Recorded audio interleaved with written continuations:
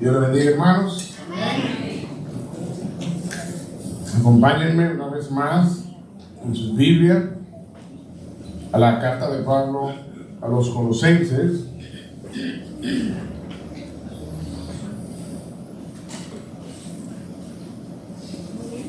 Carta de Pablo a los Colosenses, y vamos a ir al capítulo 2, pero esta vez únicamente los versículos 18 y 19.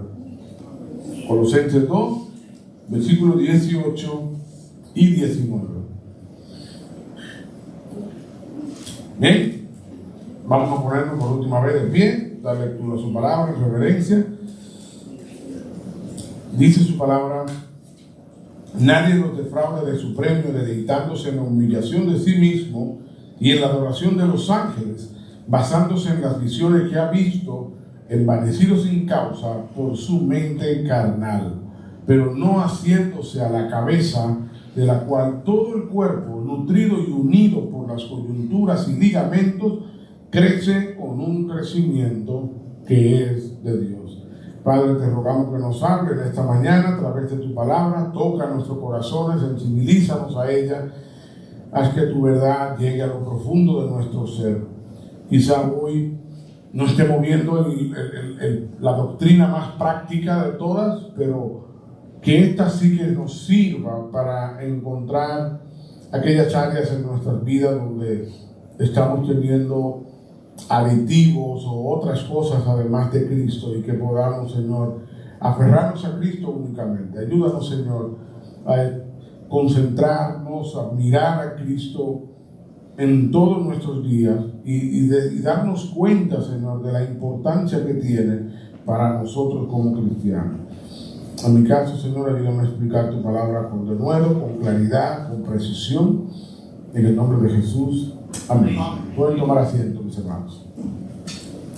Yo recuerdo una actividad del trabajo que hicieron y nos pusieron a hacer un ejercicio bastante interesante. A varios de nosotros nos vendaron los ojos y no podíamos ver absolutamente nada, y con los ojos vendados nos entraron a un salón y cada uno de nosotros tenía un compañero de equipo que se supone que nos iba a dirigir con su voz, y entonces en el salón habían artículos por todas partes. Nosotros con los ojos vendados teníamos que encontrar el equipo que más encontrara, ese ganaba. Bueno, pues la forma en que funcionaba era que uno con los ojos vendados se iba guiando de la voz de tu compañero, que te iba diciendo a la izquierda, a la derecha, agáchate, atrás, adelante, todo esto, y entonces uno iba haciendo el ejercicio. Lo difícil de todo esto no era que uno no podía ver, porque en eso consistía el ejercicio, sino que había personas del equipo contrario que también te hablaban para confundirte y te decían, no, a la izquierda, a la derecha. Entonces tú tenías que escuchar eso, más aquella persona dándole dirección a su otro compañero. Entonces todas esas voces te confundían, y como ustedes imaginarán, yo tengo problemas auditivos, así que no ganamos. Pero el ejercicio nos enseña algo muy importante a nivel de laboral, pero hoy lo traigo porque también nos enseña algo importante a nosotros, y es la importancia de poder prestar atención a la voz correcta. Siempre habrá muchas voces, siempre habrá mucho ruido, pero solamente hay una voz que tenemos que escuchar, y obviamente todos sabemos que es la voz de nuestro Señor Jesucristo. Este sermón, mis hermanos, les confieso que es uno de estos sermones que uno nunca predicaría por cuenta propia. Es uno de esos que uno nunca predicaría por cuenta propia. Yo nunca elegiría un tema como el que vamos a estar viendo hoy, pero son cosas que pasan cuando predicamos en serie y en un libro, vamos versículo a versículo, que tienes que toparte con temas que tú dices, hay que hacerlo, porque están ahí, porque Dios te dice que tienes que decirlo. Y entonces, por eso hoy vamos a estar cubriendo este texto, donde una vez más, como en varios domingos pasados, estaremos viendo la importancia que tiene, que Cristo es suficiente y que no necesitamos ninguna otra cosa. Hasta ahora hemos visto que si nosotros nos aferramos a Cristo como el día en que lo conocimos, que fue lo que Pablo nos exhortó a hacer en el capítulo 2, versículos anterior, en los versículos 6 y 7, si nosotros hacemos eso,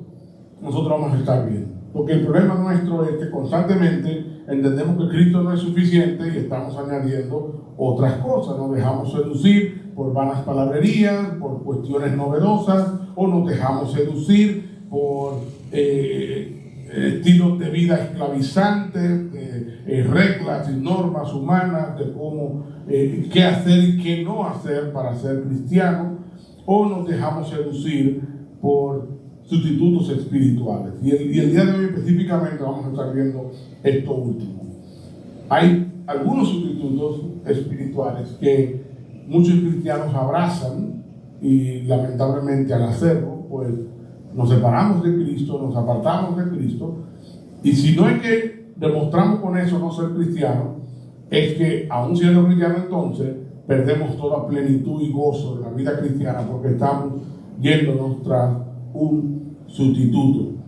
Y hay dos sustitutos que se mencionan en nuestro texto de hoy. Pablo da dos características importantes de aquellos grupos que estaban tratando de disuadir a los colosenses y que nosotros no hemos mencionado hasta ahora, y son que esto, vamos a leer en el versículo 18, dice: nadie lo defraude de su premio, deleitándose en la humillación de sí mismo, eso ya lo vimos, y en la adoración de los ángeles, eso no lo hemos mencionado, basándose en las visiones que han visto, eso tampoco los hemos mencionado. Y son dos grandes sustitutos que muchas veces las personas acuden a ellos en vez de Cristo. Yo quisiera simplemente explicar esto un poco mejor. El primer sustituto, aquí Pablo lo llama adoración a los ángeles, pero yo he querido poner un nombre un poquito más genérico que permita tener mayor aplicación para nosotros hoy en día, y serían los mediadores divinos. Muchos de nosotros tenemos mediadores divinos para que sustituyen a Cristo, para sustituir a Cristo, y vamos a entender eso un poco mejor. Ahora, primero permítame explicar lo que Pablo está haciendo acá. Y Pablo nos está hablando de que esta gente, entre las cosas que tenían, era que trataban de seducir a los cristianos para que se deleitaran, entre otras cosas que ya hemos visto, en la adoración a los ángeles. Esta es una de las razones por las que yo he dicho en otras ocasiones que yo no creo que aquí Pablo está hablando únicamente de un grupo, los judaizantes, sino que así como otros eruditos también lo afirman, de hecho muchos eruditos así lo afirman, es que estamos hablando de un sincretismo religioso. Es decir, recuerden que sincretismo, y lo vimos en la clase de religión los miércoles, el sincretismo es cuando hay mezcla entre diferentes, en este caso, diferentes creencias. Entonces, lo que muchos eruditos entienden que estaba pasando en Colosa era que los grupos que estaban llegando tenían una mezcolanza extraña de creencias paganas, judías y cristianas. Y entre creencias de cada una, creencias y prácticas paganas, judías y cristianas, todo eso junto era lo que se enseñaba. Así que ese grupo te enseñaba cosas judías como: no, tú ya no puedes comer esto, ni puedes comer lo otro, tú tienes que practicar ciertas cosas, tienes que circuncidarte, tienes que hacer lo otro. Pero también te enseñaba cosas paganas como la adoración a los ángeles. O te enseñaba cosas extrañas como eso de las visiones y demás. Entonces, este grupo tenía esto como característica, era una de las características de ellos. Y este tema de la mezcolanza, del sincretismo, es algo que nosotros también hoy enfrentamos. La iglesia está llena de gente que, en vez de abrazar el cristianismo puro y en esencia, tiene una versión del cristianismo que está mezclada con sus creencias culturales o con tradiciones familiares o con enseñanza que recibió en la universidad o con cosas que ha visto en televisión. Es una serie de cosas. Y por ejemplo, encontramos cristianos que todavía creen en todas esas cábalas, que lo hemos mencionado antes, pero es lamentable que yo he escuchado cristianos que dicen: no pase por debajo de una escalera, que eso da mala suerte. Ay, yo vi un gato negro, ya tú sabes. Ese tipo de creencias extrañas que tienen, o cristianos que dicen: ponle un hilito en la nariz del niño cuando tiene hipo para que se le quite. También vemos esas mezcolanzas en cosas más importantes. Una de las doctrinas cardinales, o sea que usted, si no la cree, usted no es cristiano. Una de las doctrinas cardinales de la fe cristiana es la Trinidad. Y a la misma vez usted le pregunta a muchos cristianos qué significa la Trinidad, y la definición que le van a dar es totalmente herética. Muchos cristianos van a definir la Trinidad como, no es como el huevo, o en una especie de modalismo, no el que asume aquí, asume acá, asume. Y tienen unas explicaciones para la Trinidad que no es para nada ortodoxa, ni conservadora, ni cristiana. Pero estamos recibiendo información de diferentes fuentes sin confirmarla con las escrituras y nos estamos dejando influenciar y tenemos unas mezcolanzas de creencias. Bueno, esto le estaba pasando a la gente de Colosas. Estaban recibiendo una serie de enseñanzas mezcladas entre ellas, y Pablo está diciendo: oye, no se separen de Cristo, miren a Cristo, no permitan que se desvíen de estas cosas, no lo hagan, manténganse firmes mirando a Cristo siempre. Entre esas enseñanzas estaba el tema de la adoración a los ángeles, que era un problema que la iglesia enfrentó desde el inicio, no solo en los tiempos de Pablo. Más adelante, siglos después, todavía la iglesia seguía lidiando con eso.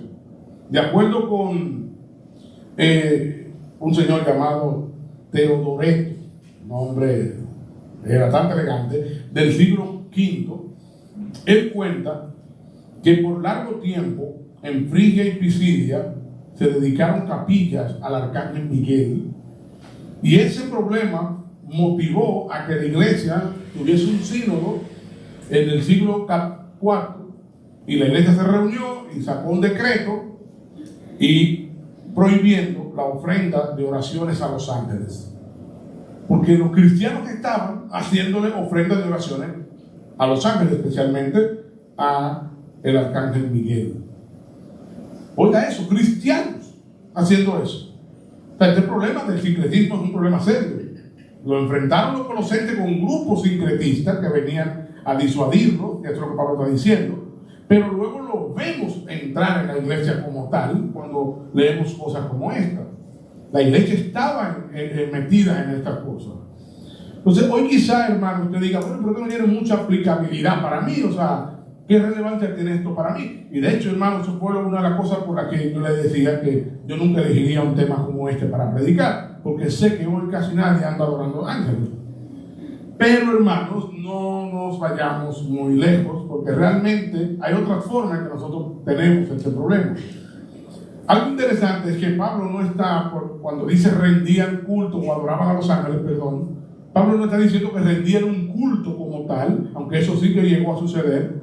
Pero Pablo, las palabras que utilizan, lo que utiliza más bien, también se pueden prestar para simplemente una veneración desmedida. Entonces, si es así, Pablo está diciendo que esta gente tienen a los ángeles en una posición más allá de la que realmente están, o la que le corresponde. Y en este sentido, cuando uno se analiza el problema a lo largo de la historia de la iglesia, lo que la iglesia ha tendido a hacer con los ángeles es precisamente eso. El mismo apóstol Juan, en una visión que tiene, ve un ángel y es tentado a adorarle. En Apocalipsis capítulo 19, versículo 10 dice: entonces caí a sus pies para adorarlo. Y me dijo, entonces el ángel mismo es el que lo corrige, y me dijo: no hagas eso. Yo soy consiervo tuyo y de tus hermanos que poseen el testimonio de Jesús. Adora a Dios. El testimonio de Jesús es el espíritu de la profecía. El mismo ángel tiene que corregirlo. Era una inclinación natural de la gente a adorar a los ángeles. No necesariamente un culto, pero sí hay una veneración. Y a tratarlos como intermediarios, mediadores entre Dios y los hombres. Y eso a lo largo de la iglesia ha sido un gran problema. Los hombres han considerado a los ángeles como los mediadores entre Dios y los ángeles, solo porque fueron mensajeros de Dios a los hombres. Pero una cosa es que sean mensajeros y otra cosa es que sean mediadores. ¿Ok? El mensajero viene y me trae un mensaje y se acabó. El mediador es la persona que intermedia entre yo y este otro, y para yo comunicarme con él, yo tengo que hacerlo con él, y él es que suplique en mi nombre y habla por mí, y luego de allá me trae el mensaje. Entonces es una persona que está en el medio, y mi relación no es directa, sino a través de ese intermediario. Eso es un mediador. Pues la gente comenzó a hacer de los ángeles mediadores, y ahí es donde le decía, hermanos, que no estamos muy lejos, porque quizá nosotros no tratamos a los ángeles como mediadores hoy en día, pero podemos tener otros mediadores. De hecho, un estudioso decía que precisamente lo que ha sucedido hoy en día con los santos y con el trato que se le da a la veneración a María no es más que una extensión de esta falsa doctrina. La iglesia hacía eso, y luego eso se extendió y también se comenzó a aplicar con María y con los santos. O sea que es la misma doctrina que mutó, evolucionó. Entonces ya quizá no hablamos de ángeles, pero hoy en día sí encontramos mucha gente que venera a María o que venera a hombres de Dios a lo largo de la historia de la iglesia. Incluso pudiéramos decir también que hacemos lo mismo cuando tratamos a un gran hombre de Dios, ya sea tu pastor o un predicador o lo que sea, como un intermediario. Y eso puede suceder hasta de la forma más sutil, como yo oro a Dios, pero yo siento que Dios no me responde, o que a mí no me escucha igual. Déjame yo pedirle al pastor o al predicador que ore por mí, porque a él sí que Dios lo va a escuchar. En ese sentido, estamos tratando a esa persona como un mediador, como alguien que tiene un acceso que yo no tengo, y que por medio de esa persona yo puedo conseguir lo que yo necesito. Y ahí estamos cayendo en el mismo error, quizá no en el mismo modo, pero estamos cayendo en el mismo error. Y hermano, todo esto es un problema, porque bien dijo Pablo en 1 Timoteo capítulo 2 versículos 5 al 6: hay un solo Dios y también un solo mediador entre Dios y los hombres, Cristo Jesús, hombre, quien se dio a sí mismo en rescate por todos, testimonio dado a su debido tiempo. El único mediador que existe entre Dios y los hombres es Jesús, que también es Dios. Entonces, al final tenemos acceso directo a Dios a través de Jesús, y no necesitamos ningún otro mediador ni ninguna otra persona. Yo no necesito que el pastor ore por mí porque él tiene mayor acceso a Dios. No, yo lo necesito porque somos un pueblo y nos apoyamos los unos a los otros. Y hay algo hermoso en eso que Dios usa en la confraternidad de su pueblo. Pero no porque tiene mayor acceso a Dios que yo no tengo, o porque Dios no prefiere escucharlo a él que a mí. Si yo le pedí algo, Dios no me lo quiere dar porque yo no lo necesito o no me hace bien, se lo puede pedir el mismísimo apóstol Pablo y Dios va a decir que no también. ¿Entendés? Entonces no tiene que ver con esto. Entonces, esto es un punto importantísimo. Ahora, sabemos todo eso, pero ¿por qué? Y esta parte sí que es importante entenderla. ¿Por qué nos gustan tanto los intermediarios? Porque cuando no son los ángeles, es María. Cuando no es María, son los santos. Cuando no es los santos, es el pastor. Cuando no es el pastor, es... ¿Por qué nos gustan tanto los intermediarios? ¿Por qué nos gustan tanto? Hoy en día todavía se siguen pegando esto de hombres. Estos famosos apóstoles que andan por ahí, a la gente los sigue. Ellos salen y se autoproclaman apóstoles y de una vez tienen un reguero de gente siguiéndolo. ¿Y por qué? Porque ellos proclaman tener un mensaje de Dios para ellos, y ellos son como ese intermediario, y tú ves que ellos te dicen: te quito mi cobertura o te doy mi cobertura, como que tienen un poder desmedido, y a la gente le gusta y lo sigue. ¿Por qué nos gusta tanto eso? ¿Por qué nos gustan los intermediarios o los mediadores? Bueno, hermano, yo creo que hay dos razones. La primera es porque nos resultan más personales y cercanos que Dios mismo. Buena fe, pero es la realidad. Mientras que solo hay un Dios que es majestuoso y mora en las alturas y tiene muchos problemas muy grandes de qué ocuparse, nosotros llegamos a pensar: los problemas míos a él no le importan, no están muy lejos. Por otro lado, hay millones de ángeles, tanto que me toca un ángel de la guarda. Yo recuerdo cuando era niño que mi mamá me hacía orar eso todas las noches: ángel de la guarda, de mi dulce compañía, no me desamparen ni de noche ni de día, y así por ahí se va. El ángel de la guarda, todo el mundo tiene uno, Pero también pasa con los santos. Hay tantos santos que hay santos dedicados a gremios en particular. Me puse a buscarlo y oigan estos santos, algunos por mencionar, y hay muchísimos más. Yo solo voy a mencionar algunos. San Lucas, que es considerado el santo de los médicos. O sea, los médicos tienen su propio santo.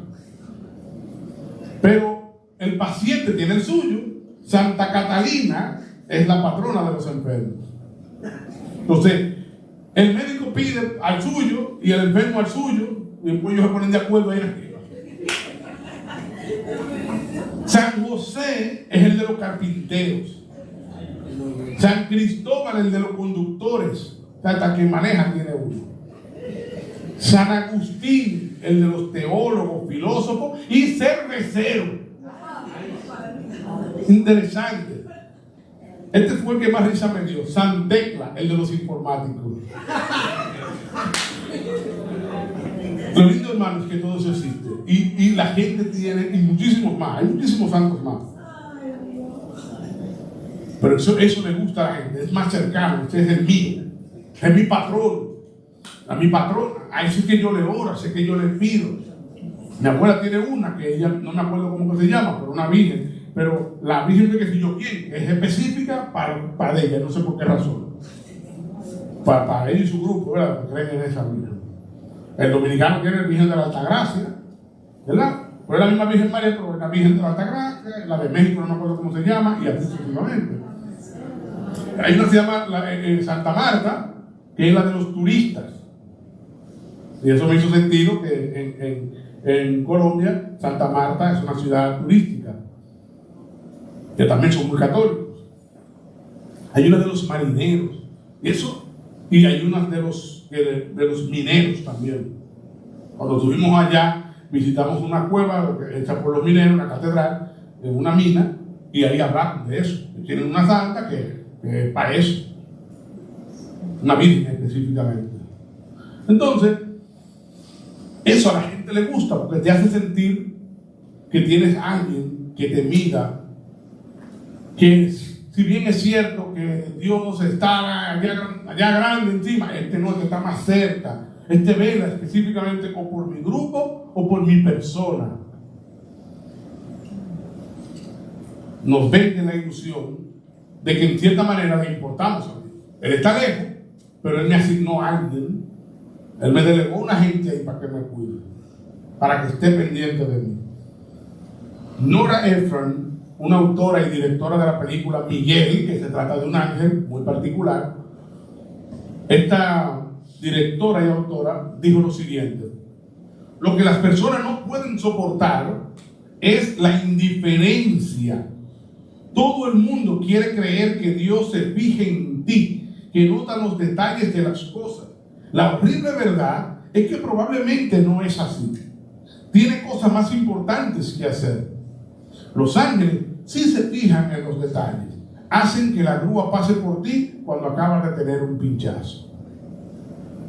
Nosotros ya perciben la mentira en todo esto, el engaño, porque obviamente nosotros sabemos que eso es diferente en la Biblia, pero esto es lo que a la gente le gusta. Es como Dios se siente distante, pero estos ángeles se sienten más cerca, están más disponibles, más asequibles, y ellos están dedicados a mi problema. Ellos sí que pueden hacer que una grúa pase cuando se me pinche el vehículo. Ellos sí que pueden hacer que alguien se detenga y voy a tener un accidente y que el vehículo frene. Una serie de cosas. Ellos sí pueden hacer eso porque ellos están ahí pendientes a los detalles de mi vida, mientras que Dios está ocupado en cosas más importantes, que si la guerra mundial, que si fulano de tal. Y esto es una trampa fácil, hermanos, que hay muchos momentos en que nosotros como cristianos nos sentimos que Dios está lejos, y en esos momentos somos más tentados a acudir a cualquiera de estos mediadores. Pero hay una segunda razón también por la que nos atraen los mediadores, y es, hermanos, porque la tarea de ellos es precisamente hacernos la vida más fácil, velar por nuestra felicidad, protegernos, concedernos lo que queremos. Dice un autor: los ángeles de nuestro día no tienen nada que ver con la lucha contra la maldad o el pecado, como en la Biblia, No. Se limitan a ayudarnos a evitar que nos sucedan cosas desagradables. Nos sirven a nosotros, no a Dios. Y trabajan para mejorar nuestra vida aquí y ahora. Por eso a la gente le gustan estos mediadores. Este mediador está para hacerme la vida más fácil. Ese patrono está para hacerme la vida más fácil. Esa virgen está para hacerme la vida más fácil. Entonces yo puedo pedirle que me ayude con este problema, con estos problemas, porque esa es su tarea. Velar para que yo esté bien, para que me quite problemas de encima, que me ayude. Y estos son problemas desde la antigüedad. Existen papiros antiguos que revelan a la gente, hablándole así a los ángeles, de protégeme, dame, satisfáceme, presérvame, y dándole órdenes y reclamos como estos, porque así era como estaban viendo a estas figuras, como gente que estaban ahí, o seres que estaban ahí, para velar por nuestro bienestar y protegernos de problemas y demás.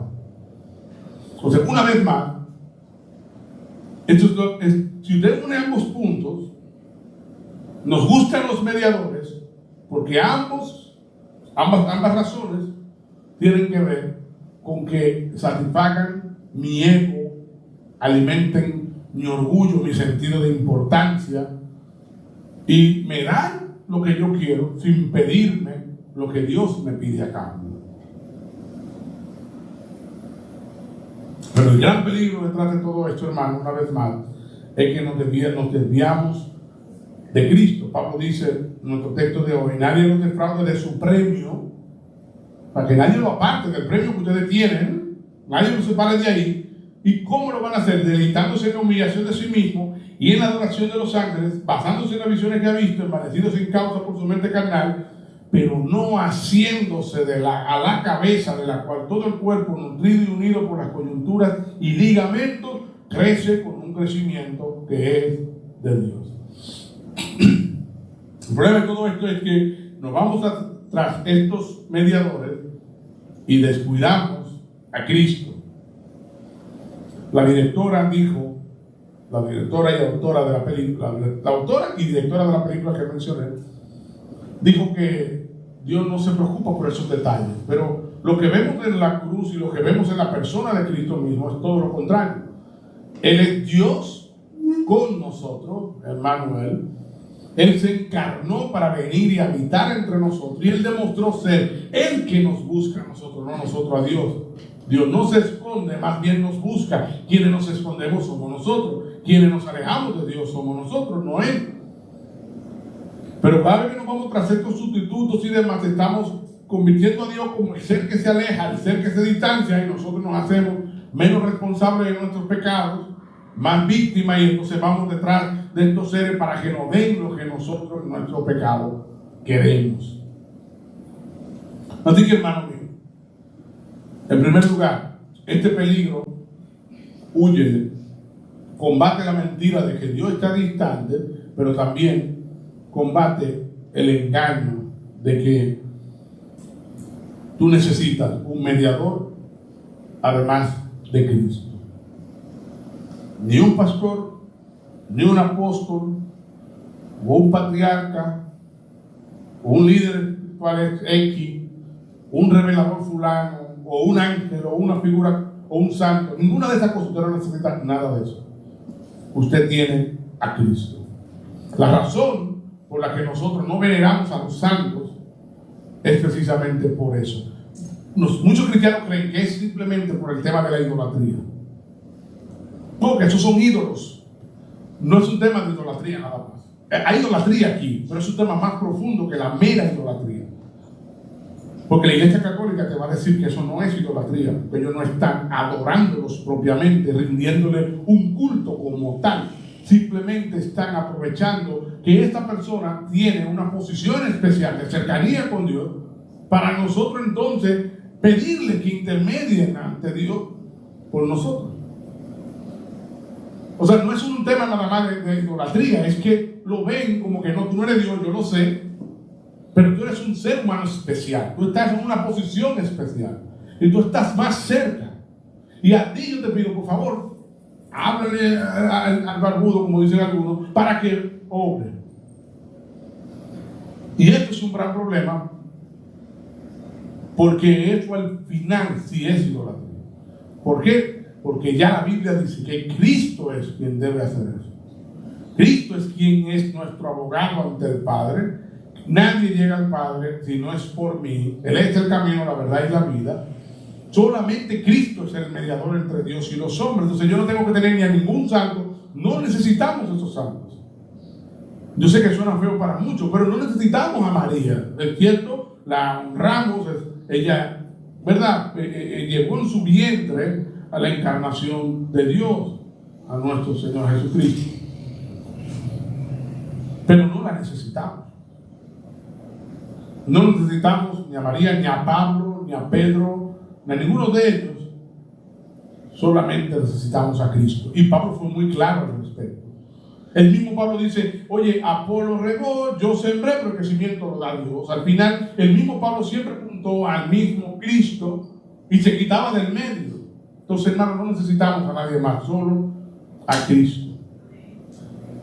Ahora vimos uno, pero hay un segundo problema un poquito más práctico para nosotros y más sencillo de desentrañar, que Pablo menciona en el versículo 18, y es que esta gente tenía otros intermediarios, otros sustitutos, y era que las visiones, Pablo dice, basándose en las visiones que han visto, envanecidos sin causa por su mente carnal. Esta expresión es muy problemática para traducir, porque la palabra basándose aquí en el griego es súper compleja. Pero se le voy a dar la traducción de la Nueva Versión Internacional en inglés, porque en español tradujeron igual de complicado, pero en inglés, y ustedes verán un poquito más la idea del término original. Dice, explican con gran lujo de detalle lo que han visto. ¿Ok? Y es interesante esto, porque el término que está aquí hace referencia a que estas personas se consideraban una especie de iluminados que habían cruzado el umbral de la divinidad y habían visto ciertas cosas más allá de los hombres.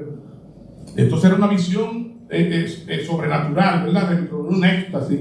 Entonces estas personas vieron estas cosas y ahora vienen y basaban sus doctrinas en explicaciones detalladas y profundas de estas cosas que vieron ahí. Esto es interesante porque todo grupo falso es la misma situación. Necesita otra revelación además de las escrituras para poder sustentar sus mentiras. Entonces, ¿de dónde salen? De visiones especiales que tuvieron, ¿no? Que yo vi esto, yo soñé con esto, el Señor me llevó al tercer cielo y fui al infierno y subí otra vez. Y esto, hermanos, yo recuerdo haber visto por televisión dominicana muchos años atrás una señora, creo que era en Barahona, algo así, que anunció esa cuestión y se reunieron los evangélicos alrededor de ella porque ella se iba a morir para ir al infierno y volver. Lo salió en televisión dominicana. Estas son una de las cosas que vemos. Gente que va con esta cuestión de yo soñé, yo vi, pero también cuánta gente no tenemos en la iglesia con el mismo tema. Yo soñé, yo vi, el Señor me reveló, el Señor me dijo. Estos grupos falsos, eso era lo que hacían. Y Pablo dice, no se dejen llevar de esas cosas. Esto era un tema muy común también en los tiempos de Pablo. La gente le fascinaba lo trascendente de aquello que era más allá de lo normal, esa otra dimensión. Y les gustaba eso. De hecho, en muchas de estas religiones existían dos nombres particulares para dos grupos de personas. A los sacerdotes se les llamaba hierofante, es decir, aquellos que te revelan las cosas sagradas, y a los que entraban, los que venían a irse a este grupo, se les llamaban los contempladores, porque venían a contemplar. Entonces, fíjense cómo los mismos nombres tienen que ver con esta cuestión de buscar información extra. El que viene a darte toda esta información y el que viene a contemplar porque quiere ver estas cosas. Al final, hermanos, tenemos el mismo problema. Revelaciones extra, sueños, visiones, para desviarnos de Cristo. Aún si nos hablan de Cristo, nos están desviando de Cristo. Fíjense lo interesante, Pablo tuvo una gran visión.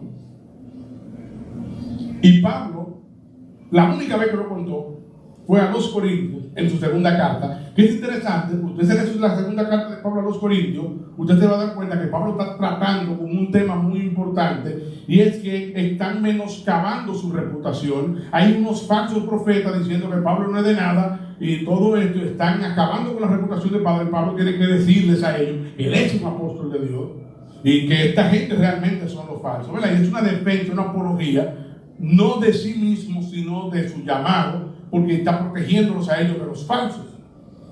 Y mientras tiene que hacer eso, Pablo casi se ve obligado a tener que hablar de la visión que tuvo. Si no, Pablo no hubiera contado eso.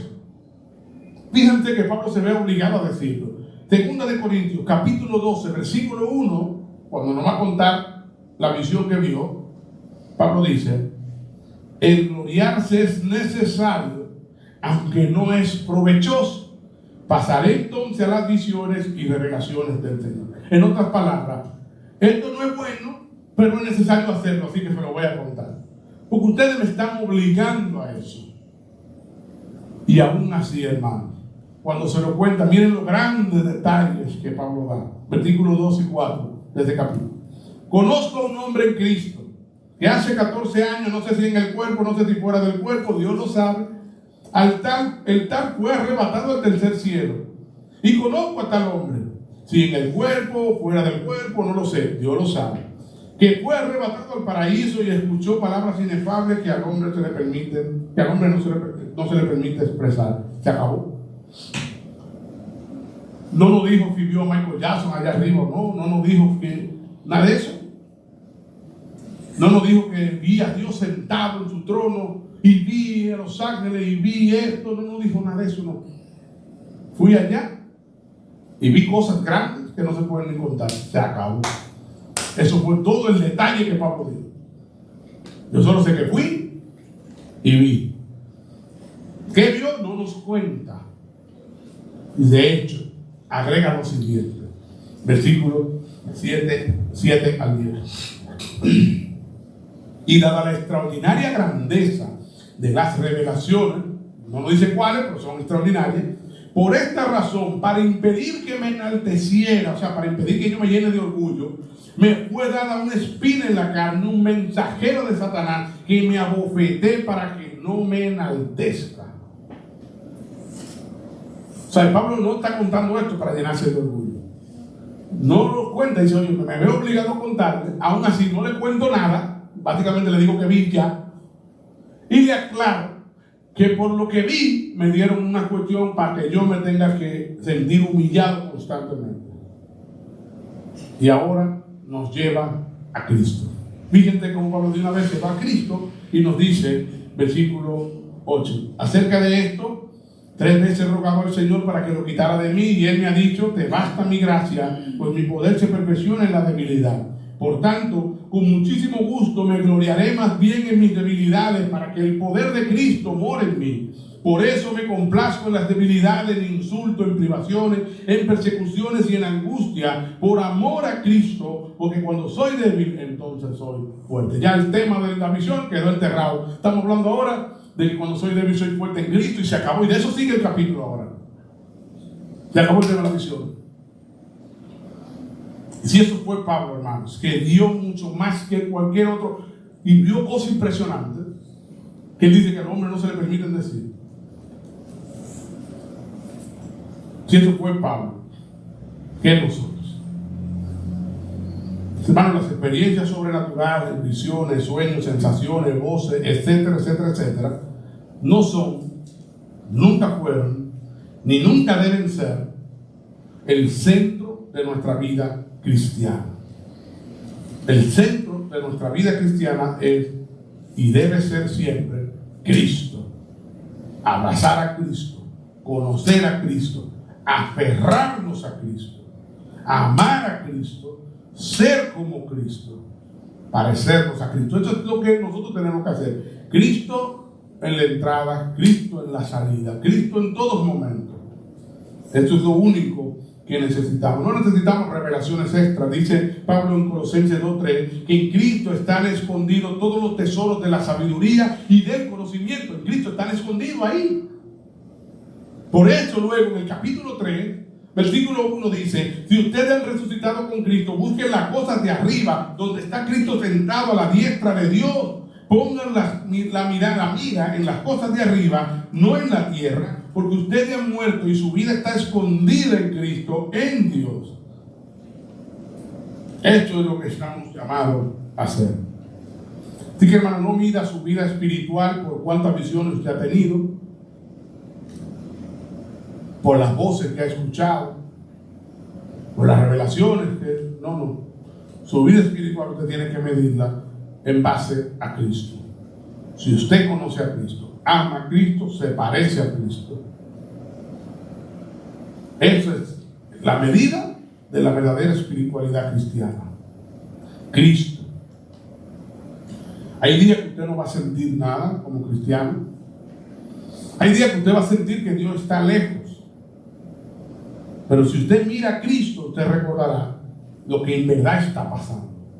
Lo siente lejos, pero Él está cerca. Y Él está ahí, nunca se ha alejado. El que se distancia es usted.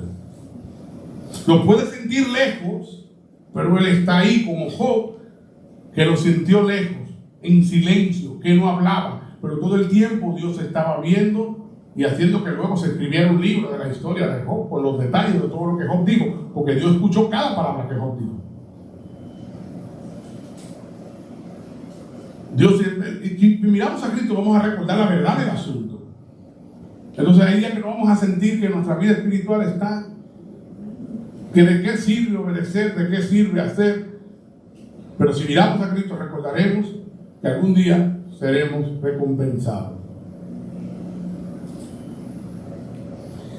Hay momentos en que simplemente Dios quiere que nosotros seamos fieles, nos sintamos como nos sintamos. Y esto es difícil para mí porque yo soy muy emocional, pero es una gran realidad. Hay días que Dios simplemente quiere que nosotros sigamos siendo fieles, abrazando a Cristo, mirando a Cristo, sin importar cómo nos estemos sintiendo. Se esté cayendo el mundo a pedazos, todo parezca que el Señor nos abandonó. Nosotros recordemos, Cristo murió en la cruz por mí y eso garantiza mi perdón. Y dijo Pablo en Romanos 8:32 que si Él no escatimó a su Hijo, ¿cómo no me dará con Él también todas las cosas? Y es aferrarme a la promesa de Cristo en medio de esta situación difícil que yo no entiendo, y que eso consuele mi alma. Eso es fe, y eso es lo que hace a un cristiano. No que me siento derrotado hasta que venga alguien y me diga: el Señor me mandó a decirte, oh sierva de Jehová, siervo de Señor. Lo que usted más necesita es usted siempre conocer más a Cristo, aferrarse a Él.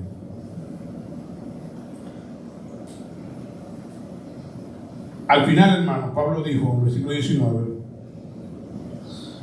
que el problema de toda esta gente es que no se estaba haciendo a la cabeza, no se estaban aferrando a la cabeza, que es en Cristo, del cual todo el cuerpo, nutrido y unido por las coyunturas y ligamentos, crece con un crecimiento que es de Dios.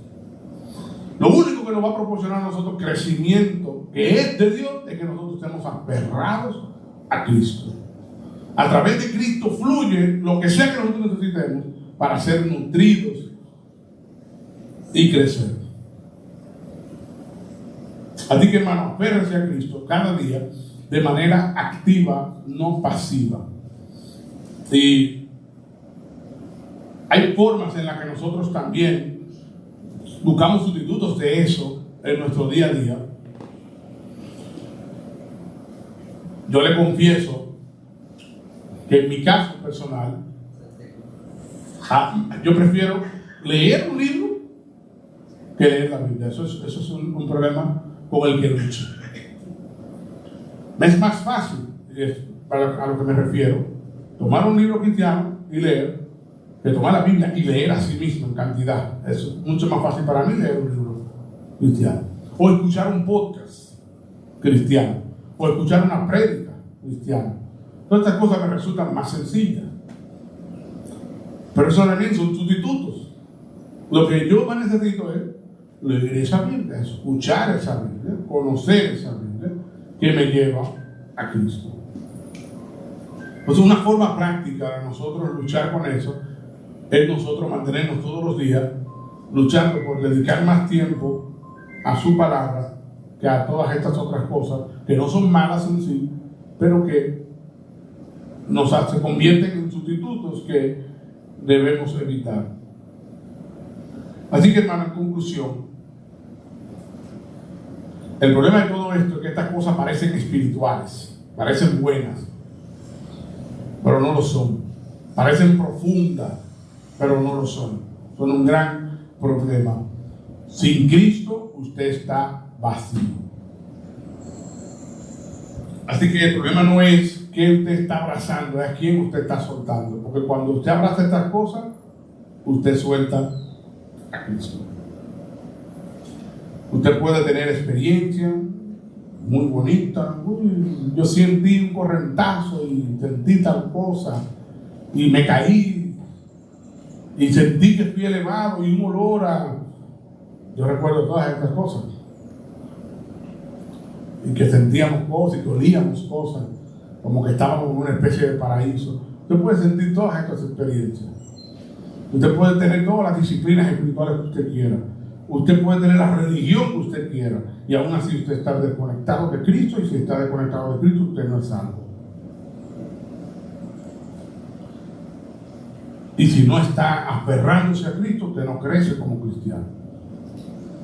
Porque lo que más necesitamos es aferrarnos a Cristo en vez de estar distrayéndonos por todas estas banalidades que el pecado y el mundo intentan ofrecernos como sustitutos para apartarnos. Entonces, hermano, no seamos cristianos del cristianismo plus.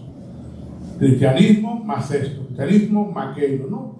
Seamos cristianos del cristianismo bíblico y aferrémonos a Cristo. Vamos a orar.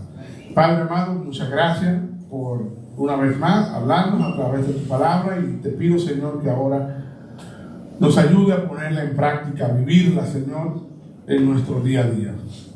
Ayúdanos, Señor, a amar más la lectura de tu palabra, la meditación de tu palabra, el estudio de tu palabra, que cualquier otro medio o cosa, aún cristianas, que se nos puedan ofrecer. Señor, ayúdanos a recordar en esos momentos en que sentimos que tú estás distante a la persona de Cristo y todo lo que de Él fluye hacia nosotros. Señor, pon nuestros ojos en Cristo y ayúdanos a nunca apartarnos de Él. No nos sueltes, Señor. En el nombre de Jesús. Amén.